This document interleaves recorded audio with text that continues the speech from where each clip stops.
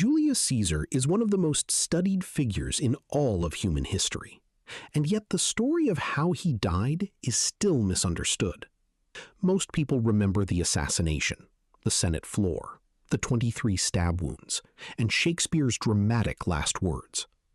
What gets forgotten is everything that came before that moment. Caesar was not simply murdered by jealous men. He was destroyed by a chain of decisions he made himself. Decisions that seemed completely rational at the time. Decisions that a man of his intelligence and experience had every reason to believe were correct. That is what makes the story worth telling. The knives on the Ides of March were just the ending. The real story is how he walked himself into the room. Crossing the Rubicon without a political plan. In January of 49 BC, Caesar led his army across the Rubicon River into Italy, triggering civil war against the Roman Senate and Pompey. The military logic was sound. His enemies had backed him into a corner, demanding he disband his legions and return to Rome as a private citizen, which would have left him immediately vulnerable to prosecution. Crossing was arguably his only way to survive. What Caesar did not have was a clear plan for what came after winning. He moved so fast, defeated Pompey's forces so thoroughly, and accumulated so much power so quickly that he never stopped to build the political architecture that would make his rule stable. He treated the war as the hard part. It was not. Governing Rome without destroying the Republic's traditions was the hard part, and he never solved it. Every crisis that followed traced back to the fact that he won the war before he figured out what winning actually meant, showing mercy to his enemies. After defeating Pompey's faction, Caesar adopted a policy he called clemency. He pardoned former enemies, allowed them to return to public life, and even gave several of them prominent positions. Marcus Brutus had fought against him and was not only forgiven, but elevated. Gaius Cassius was pardoned and appointed to a significant role. Caesar genuinely believed this was the sophisticated move. Dictators who massacred their enemies created cycles of revenge. Clemency would break that cycle and demonstrate that his rule was something new and better. The problem was that clemency without consequence looked like weakness to Roman aristocrats who had been raised to see politics as a zero-sum competition for honor and survival. The men he pardoned did not feel grateful. They felt humiliated.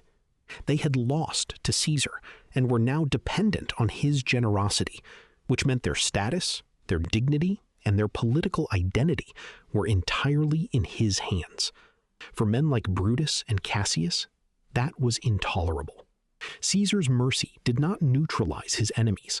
It left them alive, resentful, and highly motivated, accepting the dictatorship in perpetuity.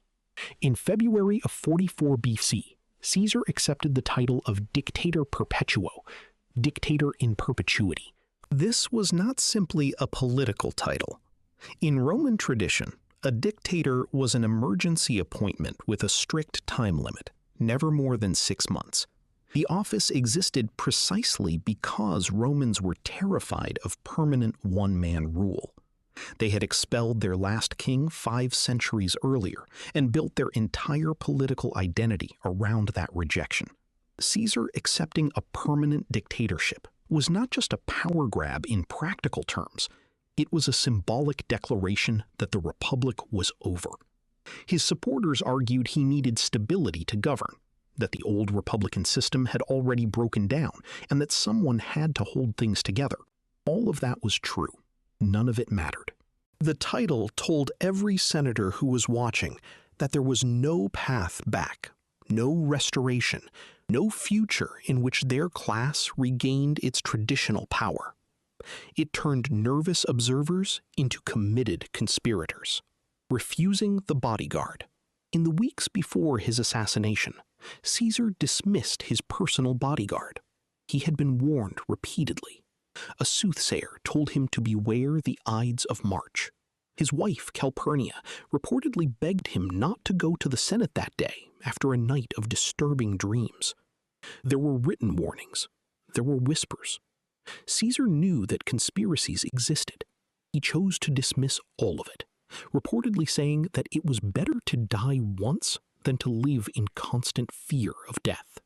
There is something almost admirable about that position, and it is exactly the kind of statement a man of his ego and courage would make, but it was catastrophically wrong. Accepting a bodyguard was not cowardice. It was the basic operational requirement of holding power in a city full of armed, resentful aristocrats who had been publicly humiliated. Caesar's refusal of protection was not bravery. It was a man so confident in his own judgment that he stopped taking threats seriously. Humiliating the Senate publicly. On multiple occasions, Caesar treated the Roman Senate with visible contempt. The most famous incident occurred when a group of senators approached him with honors, and he reportedly failed to stand to receive them, remaining seated as though they were petitioners, rather than the body that had defined Roman governance for centuries. Whether this was deliberate arrogance or a medical episode, as some ancient sources suggest, the effect was identical. The Senate was the institution through which Rome's aristocratic class expressed its power and dignity. Treating it as irrelevant was not just an insult, it was a signal that Caesar had no intention of governing through traditional channels. His supporters argued he was simply being efficient, that the Senate had become a bloated and corrupt obstacle. That was largely accurate. It did not matter. The men sitting in those seats measured their entire worth by the respect that office commanded. Caesar took that from them publicly and repeatedly, and they remembered every instance. Announcing his departure for Parthia. By early 44 BC, Caesar had announced plans to leave Rome and lead a major military campaign against Parthia in the east, a campaign he intended to begin in just days. From a military standpoint, this made complete sense. The Parthians had destroyed a Roman army at Carrhae in 53 BC, killing Caesar's old ally Crassus, and the campaign promised glory, wealth, and the kind of legendary conquest that would cement his place in history alongside Alexander. The timing, however, was devastating. The conspirators knew that once Caesar left Rome with his legions, the opportunity to act would be gone for years, possibly forever. His planned departure did not give them a reason to hesitate. It gave them a deadline. The Ides of March fell just 3 days before he was scheduled to march. Caesar's ambition handed the conspirators an urgent timetable and forced their hand at exactly the moment when the conspiracy was still fragile enough that delay might have caused it to collapse on its own, placing personal glory above political consolidation. Throughout his time in power, Caesar consistently prioritized action over institution building. He reformed the calendar, planned massive public works, reorganized provincial governance, and pursued military campaigns, all genuinely useful things. What he never did was create a stable political system that could survive without him personally holding it together. He did not build a loyal successor structure. He did not create a reformed Senate that had a genuine stake in his continued rule.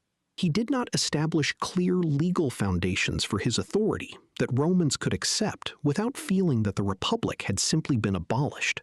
Augustus, his successor, would spend decades doing exactly this work, and it would make his rule last. Caesar treated governance as a series of problems to be solved by a brilliant individual, rather than a system to be built. When that individual was removed, everything he had built collapsed almost immediately, exactly as his enemies had predicted and exactly as he had never prepared for. Trusting the wrong reading of his own invincibility. Perhaps the deepest mistake Caesar made was the one that connected all the others.